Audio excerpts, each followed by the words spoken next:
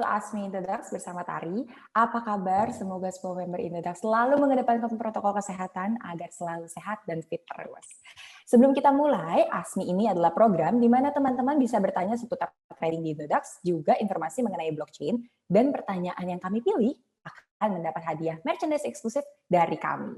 Dan di kesempatan kali ini nih, ada Kak Sania lagi dari tim konsultan Indodax yang akan menjawab pertanyaan dari teman-teman semua. Halo Kak Sania. Halo Kak Tari, apa kabar? Baik Kak. Kak, ini karena kita semangat baru nih Kak, jadi kali ini kita pertanyaannya juga keren-keren banget, detail-detail banget. Kita langsung masuk aja kali ya Kak ya, pertanyaan pertama. Oke Kak Tari. Oke, pertanyaan pertama nih Kak, ada dari @kennylas dari Instagram Kak. Pertanyaannya, apa sih yang disebut support sama resistance? Silahkan Kak Sania. Support sama resisten, untuk support dulu adalah tingkat tertentu yang diyakini sebagai titik terendah dari pergerakan suatu harga. Dan apabila harganya telah menyentuh titik support, maka terdapat kemungkinan harga akan memantul ke atas yang menandakan waktu untuk membeli. Sedangkan resisten adalah kebalikan dari support, yaitu di mana tingkat harga yang diyakini sebagai titik tertinggi dari pergerakan suatu harga. Dan apabila harga telah menyentuh titik ini, ada kemungkinan harga akan turun sehingga waktu untuk menjual koin yang kita punya. Untuk penjelasan support dan resisten ini juga udah sempat dibahas nih Kak di Indodax Academy ataupun di sosial media Indodax. Jadi untuk member-member yang mungkin mau tahu lebih banyak, bisa lagi scroll-scroll sosial media Indodax dan balik mungkin mau lihat-lihat lagi Indodax Academy gitu. Oke, bener banget ya Kak. Jadi kalau misalnya tadi Kak Sani ada mention scroll-scroll sosial medianya Indodax, ini menarik banget karena di TikToknya Indodax udah sempat dibahas tentang support dan resistance. Jadi kalau misalnya teman-teman di sini ada yang suka scroll-scroll TikTok, lumayan banget bisa dapat informasi seputar blockchain dan trading di TikToknya Indodax. Jadi silahkan mengunjungi TikTok Indodax @Indodax. Oke deh, makasih Kak Sania atas jawabannya, makasih juga kepada Kenny Loves atas pertanyaannya. Kita masuk Kak ke pertanyaan kedua. Pertanyaan kedua ada dari Fatur Dream dari Instagram nih Kak. Pertanyaannya, perkembangan teknologi yang digunakan baik DeFi dan tentunya Ethereum 2.0, apa nantinya yang sangat mempengaruhi koin-koin lainnya? Silahkan Kak Sania. Kalau untuk pertanyaannya apakah berpengaruh untuk koin-koin, itu jawabannya berpengaruh nih Kak. Berhubung DeFi dan Ethereum, DeFi berdiri di atas jaringan Ethereum dan nanti akan ada Ethereum 2.0. Jadi kalau bisa dibilang berpengaruh nih Kak. Berpengaruh apanya? Sebenarnya banyak nih Kak pengaruhnya. Tapi kalau misalnya bertanya apakah berpengaruh untuk harganya, itu balik lagi, kita kembalikan lagi berdasarkan supply dan demand.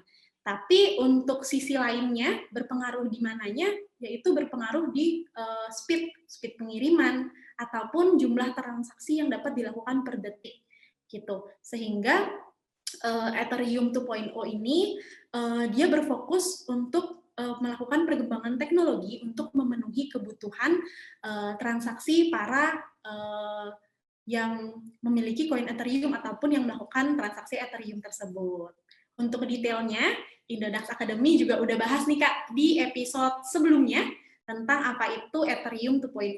Untuk mungkin member yang mau tahu detailnya Ethereum 2.0 itu apa, dan nanti bisa dijadikan patokan apakah sekarang kita harus investasi Ethereum ataupun koin-koin yang berdiri di atas jaringan Ethereum atau ERC20.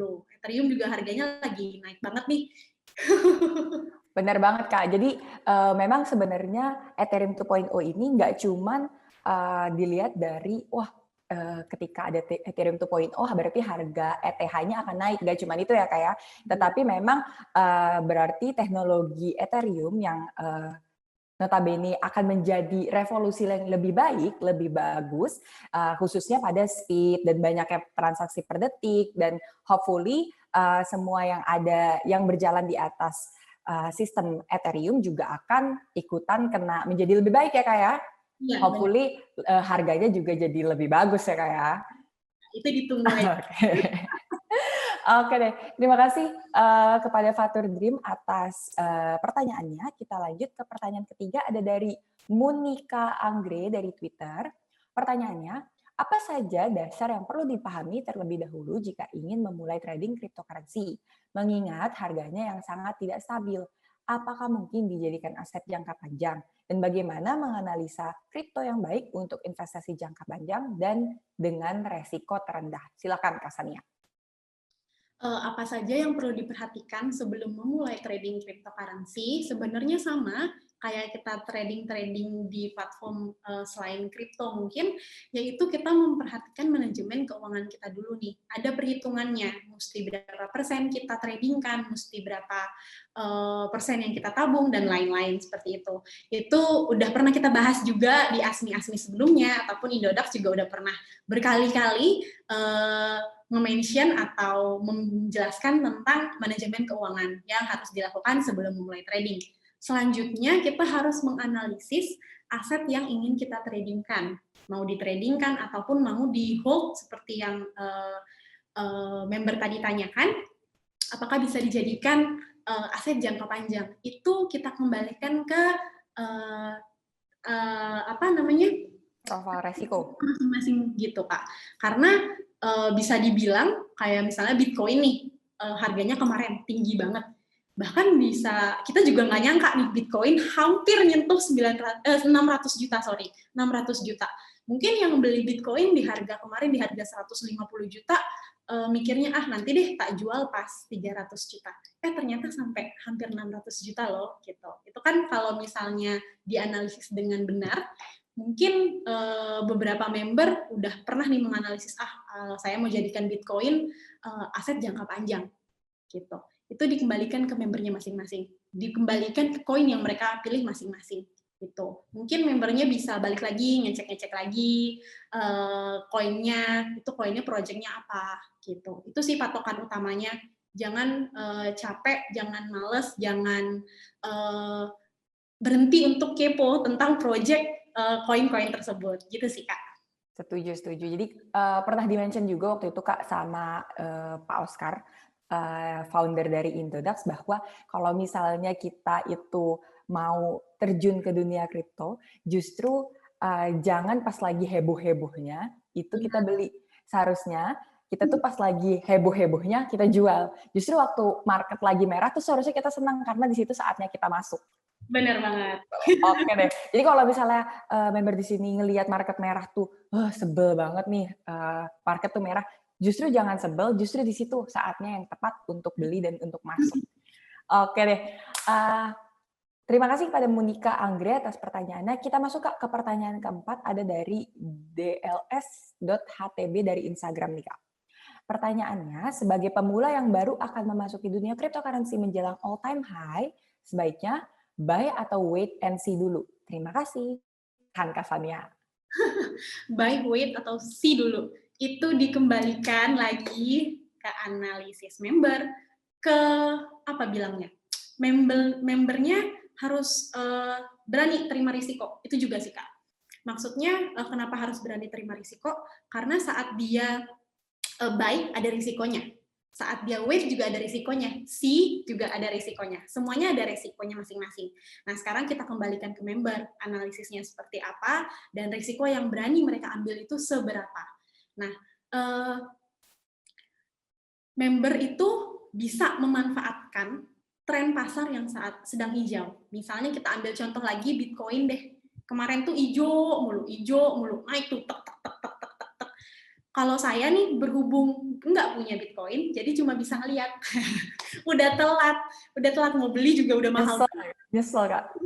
Akhirnya bisa memperhatikan harga Bitcoin-nya doang gitu. Karena saya juga nggak berani terima risiko gitu. Terima risiko beli di sekarang. Cuma balik lagi, dikembalikan ke membernya. Dia berani nggak ambil risiko untuk beli. Karena tetap ada kemungkinan kalau all time high tetap naik terus. Itu dikembalikan lagi, membernya harus menganalisa. Gitu. Jangan, ini naik terus nih, kayaknya naik terus pakai iman gitu. Tetap mesti dianalisa gitu.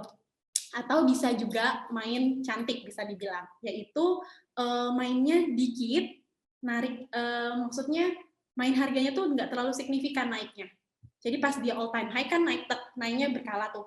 Itu kita bisa beli sekarang, nanti pas dia naik dikit jual. terus dia turun dikit lagi, beli, naik lagi, jual. Gitu sih, Kak. Cuma dibalikin lagi ke membernya, taktiknya seperti apa. Masing-masing punya taktiknya. Betul banget, Kak. Tapi yang penting adalah uang yang dipakai, jangan pakai uang dapur. Benar banget. Kayak, jadi terserah nih mau masuknya pas lagi harga-harganya lagi naik, atau lagi rendah, atau lagi hijau, atau lagi merah. Yang penting uang yang dipakai jangan uang dapur. Jadi uang yang memang nothing tulus ya, kayak memang uang yang kita sudah sediakan untuk investasi, sudah kita sediakan untuk hal-hal lain lah gitu, bukan dari kebutuhan pokok ya, kayak. Iya, benar.